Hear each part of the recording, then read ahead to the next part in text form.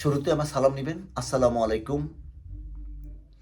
আবারও সংগ্রামী শুভেচ্ছা রইল তাদের প্রতি যারা এই স্বৈরশাসন পতনের আন্দোলনে রাজপথে ছিলেন এবং যারা এখনো রাষ্ট্র সংস্কারের কাজে নিয়োজিত আছেন। বিশেষ করে অনেক শুভেচ্ছা ও ভালোবাসা রইল তাদের জন্য যারা এই বন্যার সময় দিন-রাত পরিশ্রম করে আমাদের মেঘনা দনাগদা বাঁধ রক্ষার জন্য কাজ করেছেন, তাদের জন্য। আমার আগের ভিডিওটার পর আমার এলাকার কিছু তরুণ মেইনলি মতলবেরই অনেকে আমার পরিচয় জানতে চেয়েছিলেন। সঙ্গত কারণেই, কারণ আমি অনেক দিন দেশের বাইরে, আমার রাজনীতির সম্পৃক্ততা নিয়েও জানতে চেয়েছিলেন। তো এই জন্য প্রথমেই আমি একটু স্বল্প পরিসরে আপনাদের কাছে আমার পরিচয়টা তুলে ধরার চেষ্টা করব এবং রাজনীতির সম্পৃক্ততা সম্বন্ধ কিছু একটা আইডিয়া আপনাদেরকে একটু ইনফরমেশন দেওয়ার চেষ্টা করব। আমার পুরো নাম মাহমুদুন নবী সিদ্দিকী। সবাই আমাকে ডাকনাম মনি নামেই চিনেন এলাকায়। আমার বাবা মরহুম ডক্টর নুরুন নবী সিদ্দিকী, সবাই তাকে আবু ডাক্তার হিসেবেই জানতেন। আমার বাড়ি চাঁদপুর জেলার মতলব উপজেলার শাটনুর ইউনিয়নের কালীপুর গ্রামে ভূয়াবাড়ি। আমি 1986 সালে কালীপুর উচ্চ বিদ্যালয় থেকে এসএসসি পাশ করি। যেহেতু কালীপুর কথা উঠেই গেল, স্কুল জীবনের কিছু কাহিনী না বললেই আপনাদেরকে নয়, কারণ আমাকে বলতেই হবে, একটা অবস্থা আর কি। তো আমার কিছু ব্যাচমেটের নাম বলবো, আপনারা যা তরুণ আছেন চিনবেন, অবশ্যই চিনবেন। এর মধ্যে কালীপুরের রাজীব, বাপ্পি, ভুলু চৌধুরী, বাড়িবাঙ্গার শাকত হোসেন শওকত, পুটিয়ারপাড়ের কবির, ছিল দেলোয়ার। কয়েক বছর আগে ওর সাথে দেখা হয়েছিল, কালীপুর স্কুলেই চাকরি করতো। খুব অল্প বয়সী ছেলেটা মারা গেল, সবাই তার জন্য দোয়া করবেন। আরও ছিল চান্দ্রাকান্দি শরীফুল্লাহ, জামালপুরের ছিল সাব্বির, ছিল নদীর ওই পার মল্লিকাচরের ছিল আলাউদ্দিন, কমরউদ্দিন, আরেকজন ছিল মণি, আমরা সবাই ওকে যোগ করে বালুমণি ডাকতাম। সেটা আবার আরেক ইতিহাস, সেটা শুধু বন্ধুবান্ধবী জানবে। তবে প্রচণ্ড ভালো ভালো ক্লাসমেট ছিল। এখন আমার ওই কালীপুরের সময়টাতে আমি এখনও অনেক মিস করি, প্রচণ্ড ভালোবাসি ওই সময়টাকে, এখনও মিস করি। এর একটা কারণ আমি শুধু ব্যাটসম্যানের সাথেই চলিনি। আমাদের এলাকার যে 5 গ্রাম বলেন, পশ্চিম লালপুর, পূর্ব লালপুর, ইমামপুর, কালীপুর, দক্ষিণ কালপুর, 5-6 গ্রাম যে কটায় আছে, বাড়িবাঙ্গা, চান্দ্রাকান্দি, জামালপুর, পুটিয়ারপাড়। তো আমরা 2-1 বছরের ছোট, কিন্তু সবাই একসাথেই এলাকাতে ফুটবল খেলতাম, বিকালে আড্ডা মারতাম। আরেকজনের নাম না বললেই নয়, যে খুব গানের পাগল ছিল আমার চাচাতো ভাই গোলাম কিবরিয়া কাকুর, খুব ভালো গান গাইতো। আমাদের এলাকার সবাই ওর গান শোনার জন্য পাগল থাকতো। তো সবাই একসাথে আমরা মাঝে ওয়াবদা একটা ম্যাপ ছিল, আমাদের একটা ম্যাপ আছে, জানি না আছে কি না, মতলব একটা বেরিবাদের ম্যাপ ছিল, ওখানে ম্যাপে বসে আমরা বিকালবেলায় খেলার পরে বা কোনো সময় গান বাজনা করতাম, মজায় থাকতাম। তবে আমার যতটুকু মনে পড়ে ওই আমলটাতে, যতটুকু মনে পড়ে কি আমার অভিজ্ঞতা থেকে আমি বলছি, আমরা যারা সিনিয়র ছিল তাদেরকে প্রচণ্ড শ্রদ্ধা করতাম, যারা ছোট ছিল স্নেহ করতাম। আমাদের স্কুল জীবনেও কিন্তু রাজনীতি ছিল, এলাকায় রাজনীতি ছিল। তখনও এমপি ইলেকশন হতো, উপজেলা ইলেকশন হতো, ইউনিয়ন পরিষদে ইলেকশন হতো। তো আমরা সবাই তো আর এক দল করতাম না, বা একই ক্যান্ডিডেটের ক্যাম্পেইন করতাম না, মিছিল করতাম না, মিটিং করতাম না। এক একজন যার মন মতো সবাই করত। যেহেতু আমি করতো, কিন্তু একটা কথা, যে দিন শেষে আমি আমার ক্যান্ডিডেটের মিটিং করে, বা আমার বন্ধুবান্ধব বা যার সাথে চলতাম ওরা আরেক ক্যান্ডিডেটের মিটিং করে, বিকেলে কিন্তু আমরা সবাই একই সাথে একই চায়ের দোকানে আড্ডা মারতাম, ক্যান্ডিডেট নিয়ে ডিবেট করতাম, পলিসি নিয়ে ডিবেট করতাম, দ্যাটস ইট। কিন্তু আমরা একসাথে ছিলাম, একসাথে চলতাম, সব কিছু, কোনো হানাহানি ছিল না, কোনো খারাপ কিছু সাথে জড়িত ছিলাম না। আপনারা যারা আমাদের বয়স আছে তারা অবশ্যই মনে রাখবেন যে একটা সাম্যের সময় ছিল আমাদের সময়, একটা সাম্যের। এখন যেহেতু আমি স্কুল জীবন থেকেই যেহেতু শহীদ জিয়াউর রহমান সাহেবের শাসনামলটা আমার মনে আছে, তখন আমি ছোট ছিলাম। এই তখন থেকে আমি ওনার আদর্শে, জাতীয়তাবাদী আদর্শে মুগ্ধ হই। শহীদ জিয়াউর রহমান সাহেবের প্রেমে পড়ে যাই বলতে পারেন। এইভাবেই আমি জাতীয়তাবাদীতে আমার ভালোবাসার সৃষ্টি হয়। আমার মনে আছে আমি তখন স্কুলে পড়ি, তখনও আমাদের একজন বিএনপির এমপি ক্যান্ডিডেট ছিলেন গোলাম হোসেন সাহেব। ছোট, তারপরেও আমরা মিছিল মিটিং করেছি। আরেকজন ছিলেন আমাদের আতিক ভাই, উনি সম্ভবত যতটুকু মনে আমি জানি না উনি আছেন কি না, অনেকদিন যাবৎ যোগাযোগ নেই। প্রচণ্ড ভালো লোক ছিলেন আতিক ভাই। উনি আবার আমার মনে হয় যতটুকু যে উপজেলা ইলেকশন করেছিলেন, ওনার জন্য আমরা অনেক ক্যাম্পেইন করেছি, মিছিল করেছি, মিটিং করেছি। তখনকার আবার আমাদের অনেক চেষ্টা করেছি তখন থেকেই, ছোটোবেলা থেকেই। যাই হোক, 86 পরে আমি কুমিল্লা ভিক্টোরিয়া কলেজে ভর্তি হই এবং কুমিল্লা ভিক্টোরিয়া কলেজ থেকে 1988 সালে এইচএসসি পাশ করি। তো ভিক্টোরিয়া কলেজের এই 2 বছর জীবনে আমার তেমন রাজনৈতিক সম্পৃক্ততা ছিল না। যদিও আমি সাংস্কৃতিক মনে ছিলাম, তখন নাটক করতাম ওই আর কি, কিন্তু তেমন কোনো রাজনৈতিক কর্মকাণ্ডে জড়িত ছিলাম না। এখন কলেজ শেষ করার পরে আমি ঢাকাতে যখন আসি পড়াশোনা করতে, তখন ছিল স্বৈরাচার এরশাদ। আপনারা যারা আমার বয়সী অবশ্যই জানেন, 90-এর গণ আন্দোলনে ঢাকাতে আমি স্বৈরাচার পতনের আন্দোলনে রাজপথে ছিলাম। আর ঢাকাতে আসার পরে আমার মানে যার নাম না বললেই নয়, যার কাছে আমি ঢাকা ইউনিভার্সিটিতে রাজনীতির হাতে খড়ি পেয়েছি আর কি, যে আমাকে একটা প্ল্যাটফর্ম দিয়েছেন বা হাতে খড়ি দিয়েছেন ঢাকার রাজনীতিতে, উনি হচ্ছেন, না বললেই নয়, উনি ঢাকা ইউনিভার্সিটিতে ফার্মেসি ডিপার্টমেন্টে পড়তেন তখন। পরে অবশ্য উনি, ওনার নাম ডক্টর আবুল হাসনাত চৌধুরী, ডক্টর আবুল হাসনাত চুন্নু। উনি পরে আবার পিএইচডি করেছেন ইউকেতে, দেখা হয়েছে কয়েকবার। পরে ঢাকা ইউনিভার্সিটি ফার্মেসি ডিপার্টমেন্টের প্রফেসর হিসেবে জয়েন করেছিলেন। তো ওনার কাছেই আমি ঢাকার রাজনীতির হাতে করি আর কি বলতে পারেন। তো ওই স্বৈরাচার পতনের স্বৈরাচার পতনের 90 আন্দোলনের সময় আমাদের মতলবের আরও কিছু ভাইয়ের সাথে পরিচয় হয়। ওখানে ওনার সাথে কাঁধে কাঁধ মিলিয়ে আমরা এরশাদ পতনে আন্দোলন করেছি। এর মধ্যে না বললেই নয়, শহীদুল্লাহ হলের একটা পরিষদ, সংসদ ইলেকশনে ছিল বনি দীপু পরিষদ, দীপু ভাই আমাদের মতলবের ছিলেন, দীপু ভাই। তো উনিও খুব কম বয়সে মারা গেছেন, আল্লাহ ওনাকে ব্যস্ত নসিব করুন। আরেকজন ছিলেন মাঝার ভাই, উনি সমাজ কল্যাণ সম্পাদকে দাঁড়িয়েছিলেন শহীদুল্লাহ হল থেকে, উনিও মতলবের, উনিও ছিলেন, একসাথেই ছিলাম। পাশের হলে হাবিবুর নবী সোহেল ভাইও ওই হল থেকে উনি ইলেকশন করেছিলেন, ওনারও মিছিল মিটিং করেছি, ক্যাম্পেইন করেছি স্বৈরাচার পতন আন্দোলনের পরপর। তারপরে আরেকজনের কথা না বললেই নয়, উনি ঢাকা ইউনিভার্সিটিতে লয়ে পড়তেন, ব্যারিস্টার ওবায়দুর রহমান টিপু, সুগন্ধি বাড়ি। তো ওনার সাথেও আমার ভালো সম্পর্ক ছিল, আমরা একসাথে বুমবেট করতাম। তো এই স্বৈরাচার পতনের আন্দোলন, এরশাদ পতনের পর আমাদের এলাকাতে ইলেকশন হয়। তো ওই ইলেকশনে তখন নুরুল হুদা ক্যান্ডিডেসি পান। তো ওনার জন্য আমরা মতলবে আনাচে কানাচে মিছিল করেছি, মিটিং করেছি, মতলবে থেকেওছি, হোটেলে থেকেছি, বাচ্চুর হোটেল নাম ছিল, ওখানে খেয়েছি। তো আমরা একসাথে মুভ করেছি। এর মধ্যে অনেকের নাম বলতে হয়, যেটা যারা এখনও রাজনীতিতে এলাকাতে আছেন। এর মধ্যে আমাদের আবারও বলি, ইমামপুরের মফিজ ভাই, দক্ষিণ কালীপুরে ছিল হেদায়েত ভাই, উনি মারা গেছেন অল্প বয়সে, আল্লাহ ওনাকে ব্যস্ত নসিব করুন। আমাদের বাজারের সাথে ছিল, কালীপুর বাজারের সাথে স্বপন, সমীর আলী মেম্বারের ছোটো ভাই, ও ছিল আমাদের একই জাতীয়তাবাদী আদর্শের সাথে বিশ্বাসী ছিল, একসাথে মুভমেন্ট করতাম। ছিল পুটিয়ার পাড়ের জাহাঙ্গীরনগর ইউনিভার্সিটিতে পড়তো ভাইটার নাম আলমগীর ভাই, আলমগীর ভাই। তা মতলব দক্ষিণে ছিল আরও ভাই, জিতু ভাই, তখন উনিও পড়তেন ঢাকা ইউনিভার্সিটিতে, আমার সিনিয়র ছিলেন, 1 বছরের সিনিয়র ছিলেন।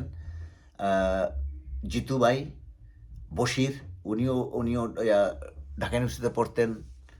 আর টিপু ভাই তো আছে, ওয়াহিদুর রহমান টিপু। আমরা একসাথে মতলবের আনাচে কানাচে আমরা নির্বাচন করেছি, হুদা সাহেবকে জিতেছি, অক্লান্ত পরিশ্রম করেছি। তো এই হলো আমার বাংলাদেশের রাজনীতির সম্পৃক্ততা।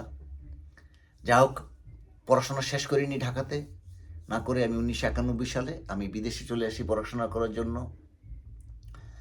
বিদেশে এসে এখন আমি বাই প্রফেশন আমি অ্যান অ্যাকাউন্টেন্ট। আমি ম্যারিড, ব্যক্তিগত জীবনে আমি বিবাহিত। আমার ওয়াইফ, উনিও একজন প্রফেশনাল, উনিও ঢাকাতে ইউকেতে ডাক্তারি করেন। আমার 2টা মেয়ে, বড়টা ইউনিভার্সিটি সেকেন্ড ইয়ারে পড়ে, অ্যান্ড ছোটটা এখন স্কুলে যায়। তো ইউকেতে আসার পরও আমি শত ব্যস্ততার মাঝেও আমি স্পেশালি লাস্ট 10-15 ইয়ার্স, যখন এরশাদের হাসিনা স্বৈর শাসনে নিপীড়িত হয়ে আমাদের নেতা যখন ইউকেতে আসলো, তখন আমি শত ব্যস্ততার মাঝেও প্রায় আমাদের বিএনপির যে কোনো মিটিংয়ে আমি উপস্থিত থাকতাম, চেষ্টা করতাম, ফান্ডরেজিংও চেষ্টা করতাম। যের মধ্যে যে আমাদের ইউকের কিছু নেতার নাম বললে হয়তো চিনবেন, মালেক ভাই আছে, কৈশোর ভাই আছে। তো আমরা একসাথে রাজনীতি করতাম, যদিও ওনারা প্রফেশনালি করতেন। আমি আমার সময়ের মাঝে মাঝে আমি যতটুকু পারি আমি সময় দিতাম। আর ইউকেতে পলিটিক্স জড়িত, যেহেতু politics is in my brain, তো আমিও একজন লেবার পার্টির একজন মেম্বার। তো এই হলো আমার রাজনীতিক সম্পৃক্ততা।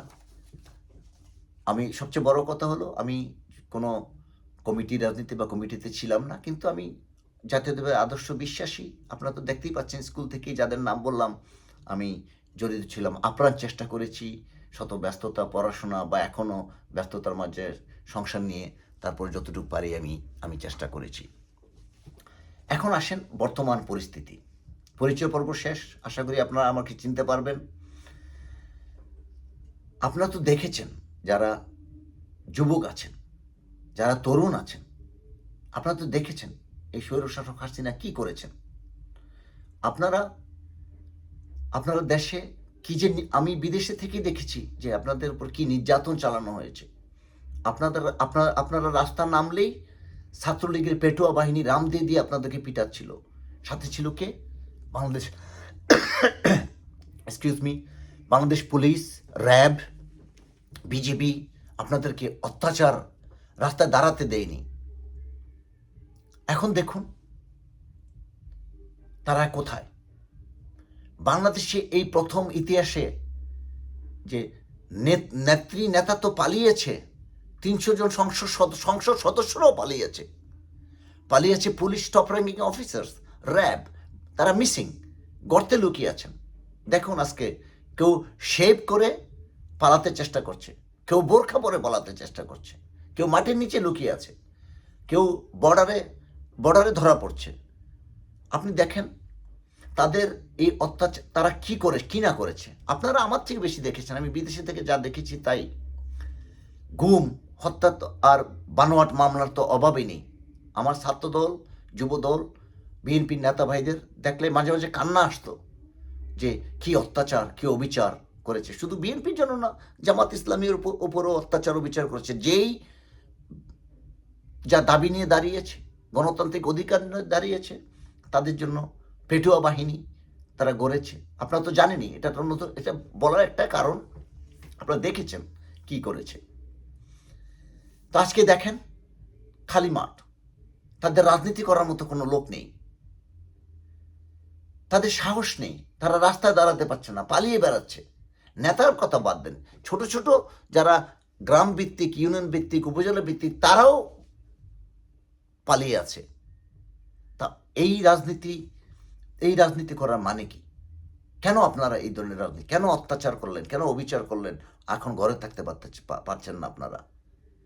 আমার আগের ভিডিওতে আপনারা দেখেছেন, আমি শেখ হাসিনা তার সরকারের যে ফাইন্যান্সিয়াল যে ক্রাইম করেছে এটার একটা পর্ব করেছি। তো আজকে ওইটা নিয়ে আলাপ করবো না, আপনারা দেখতে পারেন যে আপনারা তো দেখতে পাচ্ছেন দেশটাকে লুটে পুটে খেয়েছে ওনারা।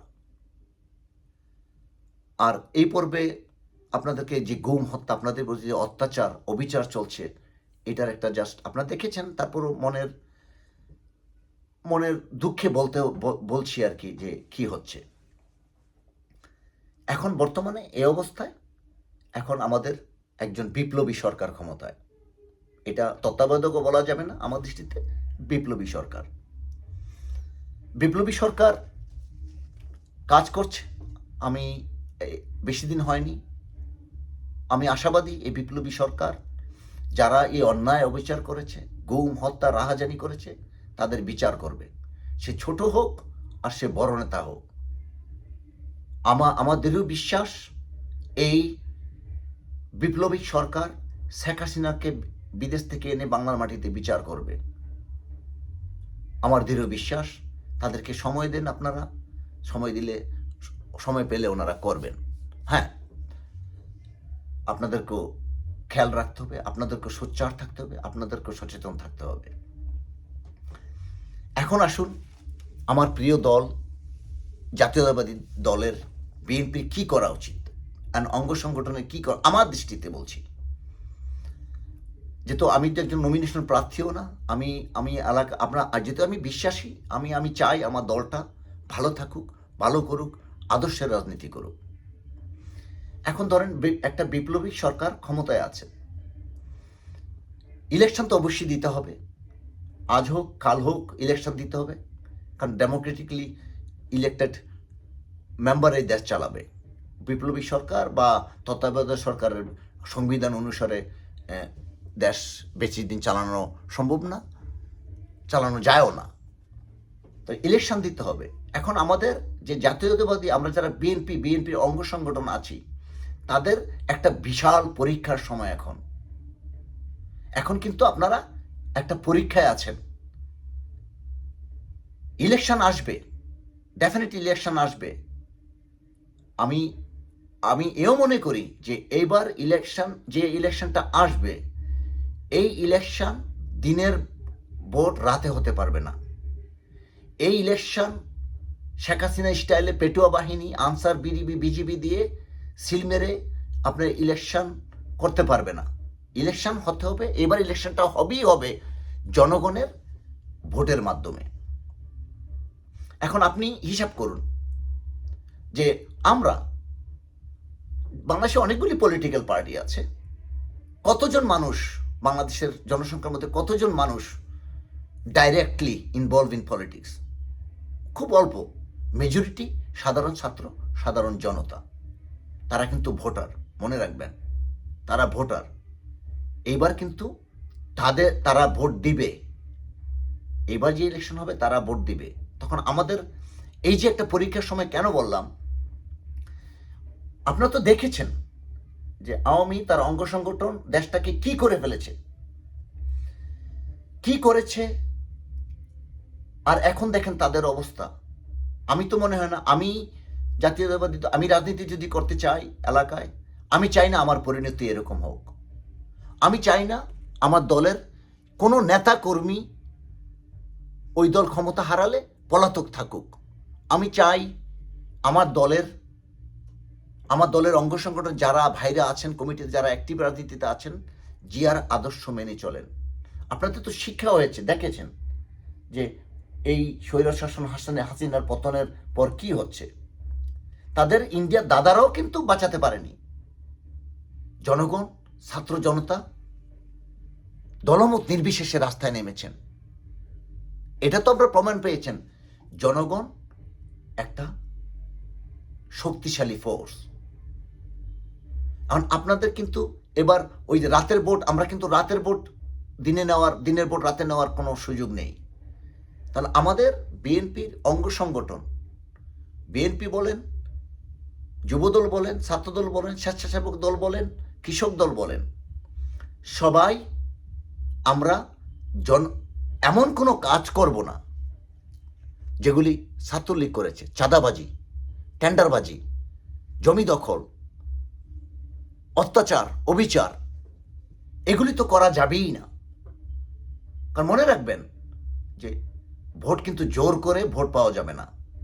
আজকাল আমি মনে করি এই শতাব্দীর জনগণ এবং ছাত্র ভাইয়েরা যারা আছেন, যারা নাকি কোনো দল করেন না, তারা কিন্তু অনেক স্মার্ট।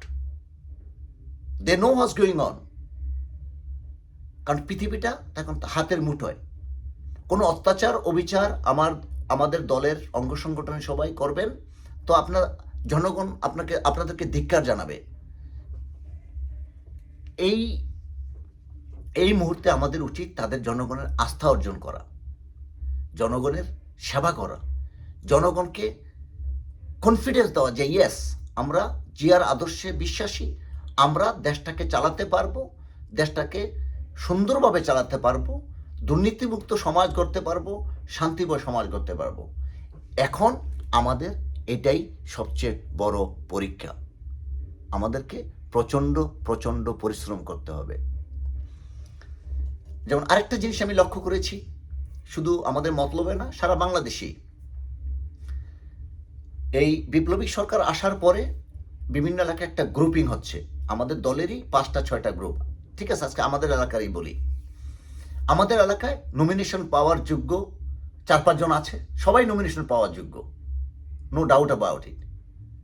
কারণ আমি যাদেরকে চিনি, যেমন জালাল হাজি সাহেব বলেন, ওবায়দুর রহমান টিপু বলেন, শুক্কুর পাটোয়ারি ভাই আছেন, উনিও ভালো, 5-6 জন আছেন, তানবীর হুদা আছেন, সবাই আছেন। কিন্তু নমিনেশন পাবে কিন্তু একজন। পার্টি আপনারা এখন করেন, আপনার আপনার আপনার একটা দলের বিভিন্ন, যেমন একটা দলের 5-6 জন নেতা থাকে, কর্মীরা এক একজনের প্রতি এক একজনের একটা সম্পর্ক থাকে, স্বাভাবিক। যেমন আমিও যখন রাজনীতি করেছি, আমারও একটা ফেভারিট নেতা ছিল, ওনাদের সাথেই বেশি চলতাম। আপনাদেরও এরকম হয়, এটা স্বাভাবিক, এটা ন্যাচারাল, এটা হবে। তো এখন আপনারা আপনার নেতার সাথেই মুভমেন্ট করেন, মতলবের আনাচে কানাচে বা বাংলাদেশের সব জায়গায় বলতেছি, মুভমেন্ট করেন, কিন্তু এমন কোনো কাজ করবেন না, নিজেদের মধ্যে হানাহানি করবেন না। মানুষ হাসবে, মানুষ আপনাদেরকে ধিক্কার জানাবে, এটা করবেন না। কারণ আলটিমেটলি নমিনেশন কিন্তু একজনই পাবে, যে পাবে আমরা সবাই ঝাঁপিয়ে পড়ব ওনার জন্য কাজ করব, যাতে আমাদের জিয়ার আদর্শে একজন লোক নির্বাচিত হয় এবং সমাজটাকে আমরা ভালোভাবে গড়তে পারি। এটা হলো তোমরা যারা তরুণ আছো, তাদের প্রতি আমার একটা আকুল আবেদন। আমি ইতিমধ্যে এলাকার অনেকের সাথে কথা বলি, এই ব্যাপারে কথা বলি। আমি সবসময় বলে থাকি, নাম বলবো না, সবসময় সবাইকে বলে থাকি যে এন্ড অফ দ্য ডে, ব্যক্তির চেয়ে দল বড়, দলের চেয়ে দেশ বড়। এখন আমাদেরকে ওভাবেই কাজ করতে হবে। আমরা এমন কোনো কাজ করব না যেটা আওয়ামী লীগ করেছে, আওয়ামী লীগ বা তার অঙ্গ সংগঠন এলাকায় করেছে। চাঁদাবাজি তো আছেই, টেন্ডারবাজি তো আছে, এগুলি করলে জনগণ আপনাদেরকে ঘৃণা করবে। আর ঘৃণা যদি করে, আপনারা ভোট পাবেন না। কারণ জনগণ কিন্তু ভোট দিবে এবার, ভোট কিন্তু সুষ্ঠু হবে, জনগণ তাদের ভোট দিতে পারবে। তো এটা হলো আমার একটা কনসার্ন রাইট নাও। আর ওই যে 5-6 জন আপনারা আছেন, করেন, যার এলাকা যা করেন, কিন্তু সবাই কিন্তু রেডি থাকেন যে যেই নমিনেশন পাক, সে যাই হোক, দল যাকে নমিনেশন দেয় তার প্রতি আমরা ঝাঁপিয়ে পড়ব, কাজ করব, যাতে আমরা বিজয়ী হতে পারি। আমার আরেকটা জিনিস আমি খেয়াল করেছি, আপনারা মনে রাখবেন যে আরেকটা তৃতীয় পার্টি আসতে পারে, খালি মাঠ না। যে আওয়ামী লীগ আমার মনে হয় না এখন তার ইলেকশন তো পারবেই না, আই ডোন্ট থিঙ্ক সো যে নেক্সট 50 বছরে ওরা আবার রাজনীতি ঠিক মতো করতে পারে কিনা সন্দেহ আছে। এটা আমার বিভিন্নভাবে চিন্তা ভাবনা করে আমি বলছি আর কি, যে আমার মনে হয়, আমার সন্দেহ আছে ওরা আরও 50 বছরের রাজনীতি করতে পারবে কিনা, যা করে গিয়েছে তারপরে এগুলি করতে পারবে কিনা আমার সন্দেহ আছে। এখন আমি যা দেখছি, আমি যা শুনছি, একটা তৃতীয় পার্টি আসতে পারে, যেটার মধ্যে এখনো জানি না, আমি বিভিন্ন সোর্স থেকে শুনছি যে একটা তৃতীয় পার্টি আসবে, মেইন স্ট্রিম পার্টি ছাড়া তৃতীয় পার্টি আসবে, নতুন একটা পার্টি আসতে পারে, আর সম্ভাবনা আছে যেটার মধ্যে ছাত্র জনতা থাকবে। তো আমাদের বিএনপির কিন্তু আরেকটা কম্পিটিশন হবে, কারণ রাষ্ট্র এখন একটা ডিফারেন্ট বাজিংয়ের মধ্যে আছে।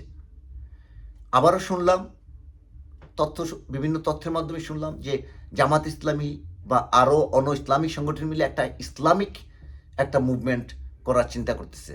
সো আপনারা খেয়াল করবেন, যারা আমরা বিএনপি বা জাতীয়তাবাদী দলের বিশ্বাসী বা ভালোবাসি, খেয়াল করবেন। আওয়ামী লীগ নাই, ঠিক আছে, খালি মাঠ, কিন্তু আছে। জনগণকে আরও তাদের অপশান আছে, অপশান হচ্ছে। তা আপনাদের কাছে মানে করজোরে মিনতি করছি, আপনারা আমাদের দলের যেই লেভেলে আছেন, কেউ কমিটিতে আছেন, কমিটিতে নাই, নর্মাল সমর্থক, আমাদের মতো যারা যারা সমর্থন করি, চেষ্টা করি, সবাই আপনার পাশের লোককে, আপনার ঘরের লোককে ভালোবাসবেন, আপনার প্রতিবেশীকে ভালোবাসবেন, ভালো কাজ করেন, শ্রদ্ধা করেন, ভোট পাবেন। আমি মনে করি এইটাই আমাদের বর্তমানে, এছাড়া আমি আর কোনোভাবে দেখিনি। কোনো অন্যায় অবিচার করবেন তো হেরে গেলেন। আর যদি এটাই হয়, এটা যদি হেরে যায়, তাহলে রাজনীতি বা আদর্শ যদি বিলুপ্তই হয়ে যায়, তাহলে লাভ কি?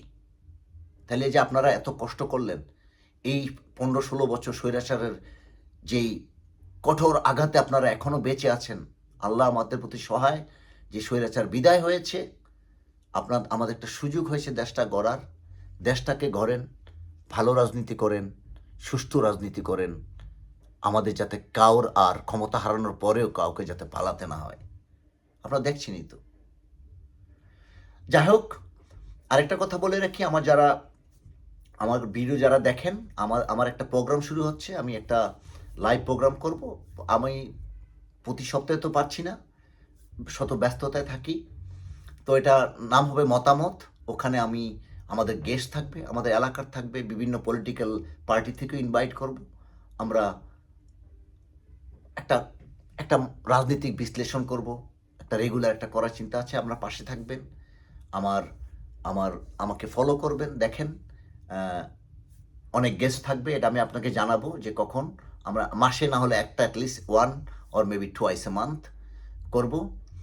আর আমাকে যারা চিনেন আমার এলাকার আপনারা, আমি এই ওয়াদা দিচ্ছি যে আমি দূরে আছি, কিন্তু আমি আপনাদের সাথে আছি।